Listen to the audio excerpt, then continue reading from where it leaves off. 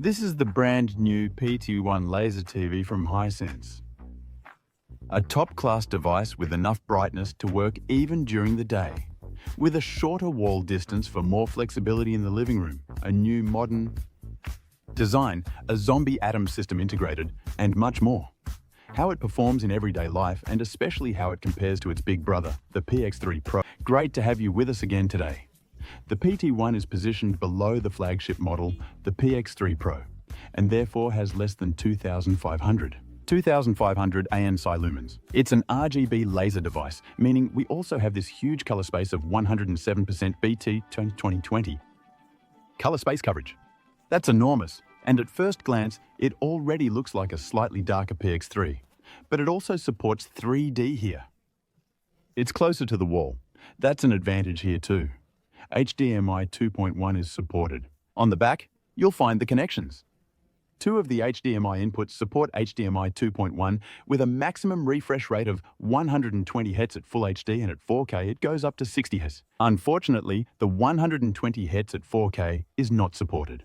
The device is also equipped with a Dolby Atmos sound system. This means, on the one hand, you have this nice soundbar at the front, and on the other hand, two upfiring speakers on top that reflect off the ceiling to provide real 3D sound. We'll hear how it really sounds later in the practical test. The housing itself has become a bit more streamlined. The color is a kind of grey tone. I hope you can see that on camera. There's a bit of blue in it, quite similar to the PX3 Pro. And these trim strips here are in a kind of copper tone. That's actually quite successful, and I personally like it a lot. Hisense typical. The installation is super easy.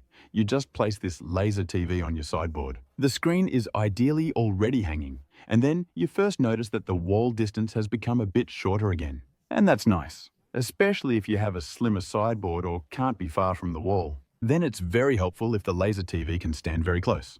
How close exactly depends on the screen size. The larger the screen, the further away you have to look, and the smaller, the closer it can be. Also worth mentioning is the auto screen mapping. The projector laser TV can recognize the screen and automatically align the image to it. There's a small test image when you start this process. So you project beyond the screen, and at the push of a button, the image automatically adjusts. And that worked reasonably well, though not perfectly. But you immediately have the option to manually correct it afterwards. The PT1 naturally comes with a VIDAR operating system, and that's my personal favorite because everything is super organized. You have access to all relevant apps, and everything is just super fast. The apps really start in a few seconds, and you can see the device is equipped with a decent processor because the response is really immediate at all times. So it's super smooth and stable. Everything is operated with a remote control that I personally like very much. On the one hand, it's charged at the bottom with this solar cell here through daylight. You can also charge it via USB-C, that works too. Additionally, the remote is equipped with a microphone so you can give voice commands. So you don't have to tinker through the letters with the cursor on YouTube, but can search by voice. Then I'd say, let's see what it can do in terms of picture quality. Here we start with the, 2,500 ANSI lumens brightness. That's sufficient.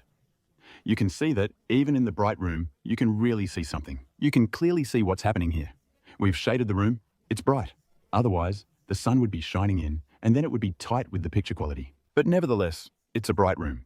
We have all the lights on. You can see something, but there's a big difference to the PX3 Pro from Hisense, which is specified with 3,000 ANSI lumens. Yes, and here in direct comparison, you can see it very well.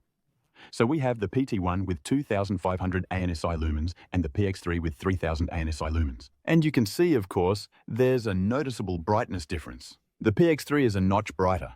During the day, it makes a noticeable difference.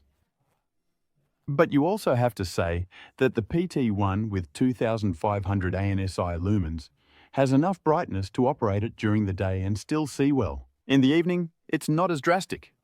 Yes, the PX3 has a bit of an edge due to the higher brightness, with a bit more dynamics, more plasticity in the picture. But the difference isn't that big, and the PT1 performs really well here.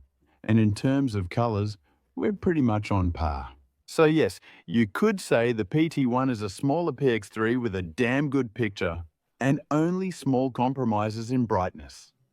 Yes, and then the colors are a bit different from what we're used to from Hisense. So the picture character is a bit different. Here, they're trying to show the most spectacular picture possible. At first glance, that might be fun. Blue is very intense, green is very intense, but it all seems a bit unnatural. So for my taste, definitely overdone. Even when you go through various settings, factory settings, it shows up in most settings again. So you really need good settings to make it really fun. And that's where our home cinema edition comes into play. If you buy the projector from us, the laser TV, you'll of course get the right picture settings from us for free, so you can set it up at home to the point where it's maximum fun. When it's darkened, then you have to say, hats off, with the right settings. It's like a slightly darker PX3 Pro. There are hardly any differences to see. We have fantastic contrast, good black levels, super brilliant colors, the same large color space. That really makes it fun. To watch a movie or series on such a large screen, it works with the right settings almost at reference level. That works really well. With the picture, it's not just about the performance of the laser TV, but the screen also plays a big role. There are two types of so-called soft Fresnel screens that offer more brightness but have a limited viewing angle. Gaming also works great with the PG1.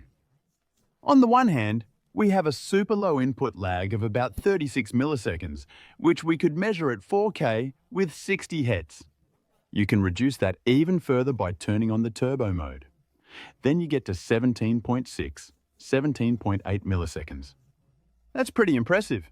However, be careful, the keystone correction becomes inactive here. On the other hand, we have great detail with HDR, a well-functioning tone mapping. That means you can really see what's happening in the darker picture content. You have fine shading that you can see well, so it's relatively relaxed gaming. You don't have to strain to look into the dark corners. In that sense, the projector is excellent for it.